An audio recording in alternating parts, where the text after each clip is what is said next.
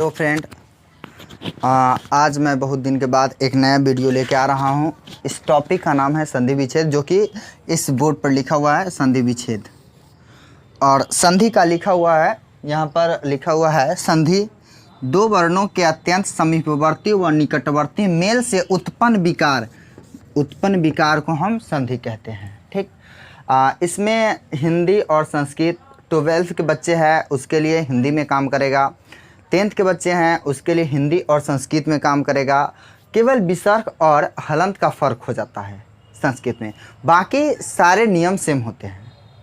उसके बाद कंपटीशन के बच्चे के भी मतलब हिंदी वाला जो है कंपटीशन, जैसे एसएससी जीडी हो गया, बिहार पुलिस हो गया, सब में ये काम करता है। आइए मेन रूप से पहले संधि का एक परिचय बनाते हैं, बारी बारी से वीडियो बना के आपको हम डालेंगे।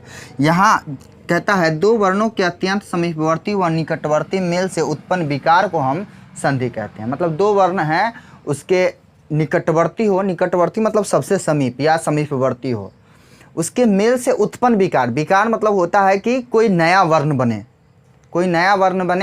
तभी विकार मतलब कोई नया वर्ण, उस दोनों के जुड़ने के बाद एक नया वर्ण हो, विकृति किया हुआ, उत्पन्न किया हुआ, तो उसी को हम संधि कहते हैं। अगर दो वर्ण सीधे सीधे मिल जाए और विकार उत्पन्न नहीं हो तो उसको संधि नहीं कह के संयोग कहते हैं। जैसे पाठशाला, तो पाठ प्लस शाला जुड़ गया पाठशाला, तो वो हो जाता है क्या, संयोग। संधि उसको नहीं कह सकते हैं। जब भी उत्पन्न होगा विकार, नया शब्द बनेगा, नया वर्ण बनेगा, तभी उसको हम कहेंगे संधि। अन्यथा सीधा सीधा मिल जाएगा तो उसको हम संयोग कहते हैं। चलिए, तो ये है दो वर्णों के अत्यंत समीपवर्ती व निकटवर्ती मेल से उत्पन्न विकार को संधि कहते हैं। और संधि विच्छेद जो होता है, हम डायरेक्ट विच्छेद लिखते हैं। विच्छेद है कि अपने मूल अवस्था में लाने की जो प्रक्रिया होती है उसी को हम संधि विच्छेद कहते हैं। ये हो गया किताब की परिभाषा, लेकिन समझने के लिए समझिए, किसी शब्द को जब बिखराते हैं, विच्छेद करते हैं नियमों के अनुसार, तो उसी को संधि विच्छेद कहा जाता है। ठीक, आइए पहले संधि दे देगा, संधि विच्छेद पूछेगा, संधि विच्छेद दे देगा, संधि पूछेगा। इसके अलावा पूछेगा कि कौन से संधि है, या नाम दे देगा संधि के, और इसके निम्नलिखित में से कौन उदाहरण है। इस प्रकार के कई प्रश्न पूछे जाते हैं। हिंदी में मैट्रिक के विद्यार्थी के 4 नंबर और संस्कृत में भी 4 नंबर, कुल मिला के 10th के विद्यार्थी के लिए 8 नंबर हैं। और इसमें इंटर में कम से कम 6-7 नंबर के पूछे जाते हैं संधि, जो कि किताब से भी रहते हैं और व्याकरण से भी रहते हैं। आइए, तो इस संधि है, इससे पहले आपको वर्ण का ज्ञान होना बहुत ज़रूरी है। इसीलिए अगर वर्ण वाला वीडियो नहीं देखे हैं मेरा, तो आप वीडियो देख ले, अन्यथा आप वर्ण पढ़ ले, तभी आपको संधि विच्छेद ज़्यादा समझ में आएगा। चलिए, संधि हो गया, संधि विच्छेद समझ गया। जैसे मान लीजिए हम कहेंगे विद्या जोड़ आलय, तो ये बन जाता है विद्यालय। देखिए ये हो गया, ये दोनों के मिल के बन गया, ये तो हो गया संधि। और इसको इधर से देखिए, इधर से इसको तोड़े तो ये हो गया, इसके लिए ये विच्छेद, ये हो गया संधि विच्छेद। इसको हम कहेंगे संधि। यूँ कहे उल्टा भी लिख सकते हैं, संधि संधि विच्छेद। और उत्पन्न विकार कहाँ से आया, तो जरा सा देखिए, यहाँ से निकलता है आ, नियम में जाएंगे तब आपको पता चलेगा। यहाँ से निकला आ और दोनों मिल के बन जाता है क्या, आ, तो ये एक नया विकार हो गया। ठीक, तो ये संधि और संधि विच्छेद के कुछ मुख्य तथ्य हैं। और आइए, बोर्ड थोड़ा सा छोटा है इसलिए इसको मिटा रहे हैं हम। आइए आगे जो हम बढ़ते हैं तो संधि के प्रकार पढ़ते हैं। संधि के कितने प्रकार हैं? संधि के मेन रूप से जो है 3 प्रकार हैं। 3 प्रकार है।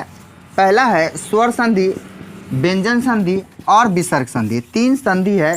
3 संधि में भी सबसे ज़्यादा महत्वपूर्ण है स्वर संधि। चूँकि संधि के 3 प्रकार होने के बाद आपको संधि देख लीजिए, ये संधि हुई, ये संधि के 3 प्रकार, स्वर,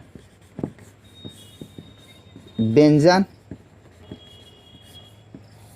और ये रहा विसर्ग। संधि को कॉमन ले लिए, स्वर संधि, व्यंजन संधि, विसर्ग संधि। ये संधि के 3 प्रकार है। इस 3 प्रकार में भी स्वर संधि के 5 प्रकार है। इस 3 में भी स्वर संधि के 5 प्रकार है। दीर्घ, गुण, यन, वृद्धि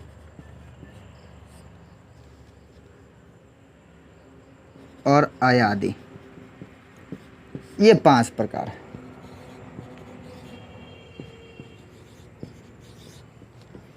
मतलब संधि 3 प्रकार में विभक्त है, स्वर संधि, व्यंजन संधि और विसर्ग संधि। और इस 3 प्रकार में भी स्वर संधि के 5 प्रकार है, जो क्रमशः दीर्घ संधि, गुण संधि, यन संधि, वृद्धि संधि, अयादि संधि। और इस सब का प्रकार नहीं होता है बल्कि नियम होता है।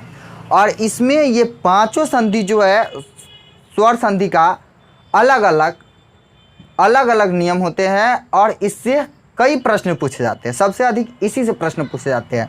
तब व्यंजन संधि, विसर्ग संधि। सबसे पहले आइए थोड़ा सा स्वर संधि के देख लेते हैं हम। स्वर संधि जब भी बनेगा स्वर प्लस स्वर वर्ण, स्वर वर्ण प्लस स्वर वर्ण से बनेगा, ये निश्चित है। जब भी बनेगा स्वर संधि तो स्वर मतलब प्लस से पहले, यहाँ देखिए इसका लिखने का मतलब है ये प्लस से पहले भी स्वर रहेगा, प्लस के बाद भी क्या रहेगा, स्वर रहेगा, ये निश्चित है। व्यंजन संधि जब भी बनेगा तो व्यंजन प्लस व्यंजन, ठीक, व्यंजन प्लस व्यंजन वर्ण, ये व्यंजन संधि। या यूं कहे व्यंजन प्लस व्यंजन कहिए, मतलब प्लस से पहले व्यंजन और प्लस के बाद भी क्या होना चाहिए, व्यंजन। और विसर्ग संधि में देख लीजिए, विसर्ग इससे पहले व्यंजन में एक और होता है व्यंजन प्लस स्वर वर्ण। मतलब व्यंजन संधि के 2 टाइप हो जाता है, प्लस से पहले व्यंजन वर्ण और प्लस के बाद व्यंजन वर्ण। प्लस के पहले व्यंजन वर्ण और प्लस के बाद स्वर भी आ जाता है तो ये व्यंजन संधि हो जाता है। विसर्ग संधि में भी वही होता है, थोड़ा सा फर्क हो जाता है। विसर्ग संधि में जो है यहाँ लिखते हैं विसर्ग प्लस स्वर वर्ण और विसर्ग प्लस व्यंजन वर्ण, विसर्ग प्लस स्वर वर्ण, विसर्ग प्लस व्यंजन वर्ण। जैसे इसका उदाहरण देख लीजिए, वहाँ दिए थे विद्यालय, तो यहाँ चलिए विद्यार्थी देते हैं, विद्यार्थी, विद्या प्लस अर्थी। अब देखिए यहाँ से आ ये स्वर है क्या, यहाँ से अ ये भी स्वर है, मिलके बन गया है क्या, स्वर। यहाँ स्वर है, स्वर है, स्वर वर्ण, स्वर वर्ण, यहाँ क्या आया, स्वर, तो स्वर हो गया, ठीक। व्यंजन संधि में देख लीजिए, आगे व्यंजन संधि में जाएंगे तो आपको मिल जाएगा व्यंजन संधि, विसर्ग संधि, इसीलिए आगे बढ़ते हैं। आइए अब मेन रूप से हम चर्चा करेंगे संधि में स्वर संधि के 5 प्रकार के। उसके बाद ये 5 प्रकार खत्म होने के बाद हम व्यंजन संधि और विसर्ग संधि में कदम रखेंगे। सबसे पहले आप अगर वर्ण, बार बार कह रहे हैं हम कि वर्ण के वीडियो आपने नहीं देखा है या वर्ण नहीं पढ़ा है, वर्ण की ज्ञान नहीं है, तो या तो खुद पढ़ ले, अन्यथा मेरा जो वीडियो इसमें डाला हुआ है वर्ण का उसको देख ले। वर्ण का ज्ञान होना बहुत ज़रूरी है, तभी आप समझ पाइएगा कि स्वर वर्ण व्यंजन वर्ण क्या है। अगर नहीं आपको आता है तो आप सीधी बात समझ लीजिए, क ख ग से लेके प फ व के म तक और यर ल व के ह तक, मतलब क ख से लेके यर ल व के ह तक व्यंजन वर्ण है जो हलंत के रूप में लिखा जाता है। और अ आ के जितना अक्षर है वह अंग और विसर्ग को छोड़कर वह सारा के सारा स्वर वर्ण है। हिंदी में स्वर वर्ण की संख्या 11 है, संस्कृत में स्वर वर्ण की संख्या 13 है और व्यंजन वर्ण दोनों में 33 हैं। चलिए हम आगे चर्चा करते हैं स्वर संधि। स्वर संधि, तो देखिए यहाँ से प्रश्न बनता है कि भाई संधि के कितने प्रकार है या संधि के कितने भेद है। तो संधि के 3 प्रकार है या 3 भेद है, या संधि 3 प्रकार के होते हैं, ठीक। और स्वर संधि के कितने प्रकार है, तो स्वर संधि के जो है 5 प्रकार है, या स्वर संधि के 5 भेद है, या स्वर संधि के 5 प्रकार होते हैं। आइए इस प्रकार में पहला प्रकार है आपको दीर्घ संधि। दीर्घ संधि ये संस्कृत वाला के लिए है अकह सवर्णे दीर्घ।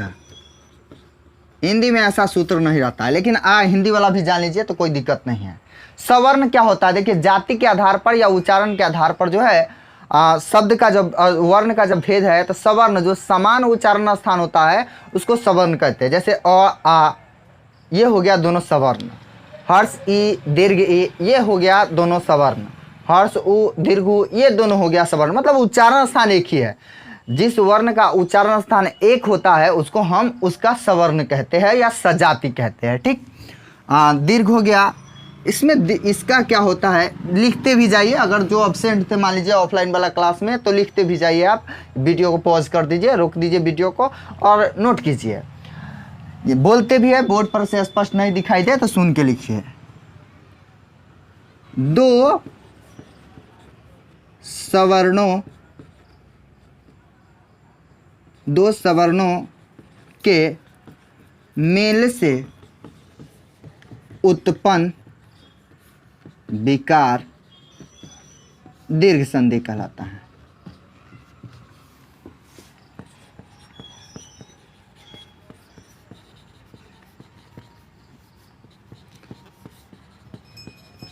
दो सवर्णों के मेल से उत्पन्न विकार दीर्घ संधि कहलाता है, या यूं कहे इसको, दो समान स्वर मिल के दीर्घ बन जाता है, अथवा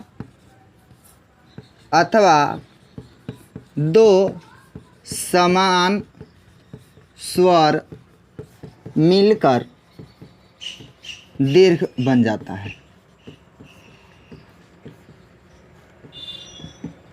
चाहे वह ह्रस्व हो या दीर्घ हो, दीर्घ हो या दीर्घ हो, ह्रस्व हो या ह्रस्व हो, दीर्घ हो या ह्रस्व हो। मतलब पहले दीर्घ आए बाद में ह्रस्व आए, दोनों बार ह्रस्व आए दोनों बार दीर्घ आए, पहले दीर्घ आए बाद में ह्रस्व आए, फिर भी बनेगा दीर्घ। ये नियम है। जैसे देख लीजिए, एक नियम देखिए, जैसे अ प्लस आ प्लस अ प्लस आ प्लस आ, ये सब मिलके बनेगा क्या, आ।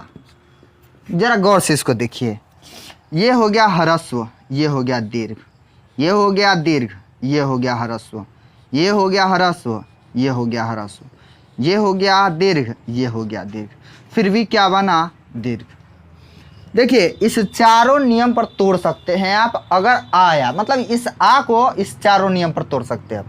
पहले और रखिए बाद में आ रखिए, पहले आ रखिए बाद में और रखिए, पहले और रखिए बाद में भी और रखिए, पहले आ रखिए बाद में भी आ रखिए, ऐसे तोड़ सकते हैं आप।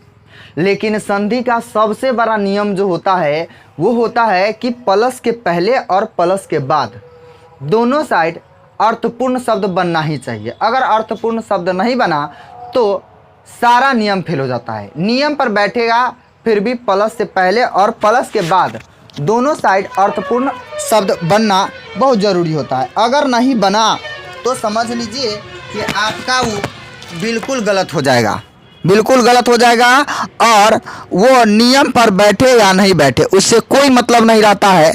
इसमें गलती निश्चित है। इसीलिए सबसे बड़ा जो संधि का नियम होता है और फैक्ट होता है वो होता है प्लस से पहले और प्लस से बाद अर्थपूर्ण शब्द बनना। अर्थपूर्ण शब्द बनेगा तभी आपको वह संधि सही होगा। अब क्या अर्थपूर्ण शब्द हम तो नहीं जानते हैं अर्थपूर्ण शब्द क्या होता है। अरे भाई, आप सुने होइएगा, आप निश्चित सुने होइएगा कि ये शब्द होता है, ऐसा सुना गया है। जैसे हम एग्जाम्पल देंगे, आप देख लीजिए उसके आधार पर। चलिए, यहाँ पर ये हो गया, इसका एक देख लीजिए। जैसे अभी हम बताए थे विद्यालय, ठीक, जब इसको तोड़ेंगे विद्याजोर आलय।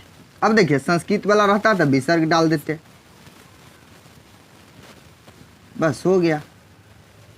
अब देखिए, यहाँ से निकला क्या, आ, और यहाँ से निकला क्या, आ, दोनों मिलके बना क्या, आ। देखिए, आ प्लस आ बन गया। आप इसको यहाँ से क्या निकला, आ, इसको देखना रहता है, इसको ढूंढ लीजिए तो समझ लीजिए कि आपको ये तोड़ने आ गया। अब देखिए, इसको हम यहाँ पर आ जो है, इसको अ प्लस आ प्लस अ और अ प्लस आ प्लस आ, इस चारों मेथड से तोड़ सकते थे। लेकिन संधि का एक बहुत बड़ा फैक्ट जो होता है, वह नियम जो होता है वो क्या होता है कि दोनों साइड अर्थपूर्ण बनना चाहिए। मान लीजिए कि हम यहाँ पर अगर करते विद्या जोड़ अलय, तो अलय कुछ नहीं होता है, विद्या कुछ नहीं होता है, ठीक। अगर मान लीजिए विद्या जोड़ अलय करते तो विद्या तो सही होता, अलय नहीं होता है। ठीक। विद्यालय तो कुछ गलत हो जाता, विद्या जो आलय की है तो विद्या मतलब होता है जो विद्या हम लोग ग्रहण करते हैं, और आलय मतलब हो जाता है घर, तो ये हो गया विद्यालय। आइए एक और दूसरा देख लीजिए आप, इसी में हम कहेंगे देवालय। इसको जब तोड़िएगा तो देवा जोर नहीं, देवा कुछ नहीं होता है भाई साहब, देव होता है, देव जोर आलय। तो यहाँ से निकला क्या अ, यहाँ से निकला क्या आ। अब देखिए अ प्लस आ कहीं होगा, अ प्लस आ, तो यहाँ बन गया क्या आ, ये हो गया विद्यालय, देवालय। यहाँ अ प्लस आ दोनों मिलके बन गया आ। अब देखिए अगर संस्कृत वाला रहता तो यहाँ क्या रहता, विसर्ग रहता। अब देखिए इसी को, इसको हम विद्यालय को ज़्यादा एग्जाम्पल नहीं देंगे, हिमालय हो जाएगा तो हिम जोर आलय, कार्यालय हो जाएगा तो कार्य जोर आलय, कार्यालय हो जाएगा, शिवालय हो जाएगा तो शिव जोर आलय, शिवा जोर आलय नहीं होगा। ठीक। अब इसको हम थोड़ा सा डिटेल्स करते हैं, ज़रा सा गौर से देखिए आप इसको, ये बना कैसे है इसको पूरा प्रूफ करते हैं हम। अब देखिए यहाँ से जो है, यहाँ से निकल गया आ, तो यहाँ क्या बच गया, ध हलन, स्वर निकल गया था व्यंजन। यहाँ से निकल गया आ, तब बच गया क्या, लया। ठीक। वी है तो वी डाल दीजिए। ठीक। इस बीच में इस दोनों को जोड़ के क्या बन गया, आ, तो इसको डाल दीजिए।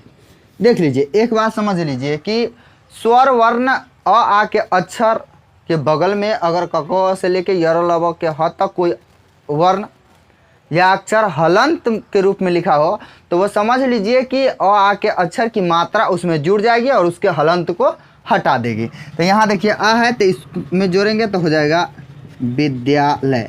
अब क्या ये कैसे हो गया, तो याद कीजिए अगर हम का लिखते हैं इसका मतलब क हलंत प्लस आ, तो क्या हो गया का। तो यहाँ यही है, धा लिखा हुआ है, ध्या हलंत प्लस आ, तो हो गया क्या, ध्या। यही है, यही कबीर का ने क जो पढ़े हुए हैं वही है, तो विद्यालय। उसी प्रकार से देवालय हो जाएगा, शिवालय हो जाएगा, हिमालय हो जाएगा। ठीक, इतना ही इस वीडियो में इतना ही। अगले वीडियो में आपको मैं इससे डिटेल्स बताऊंगा। धन्यवाद वीडियो देखने के लिए। अगर अच्छा लगता है तो आप लाइक और सब्सक्राइब कीजिए और शेयर भी कीजिए। और जो प्रॉब्लम होता है, परेशानी होती है या कुछ इसमें त्रुटि नज़र आती है तो आप कमेंट बॉक्स में कमेंट ज़रूर कीजिए।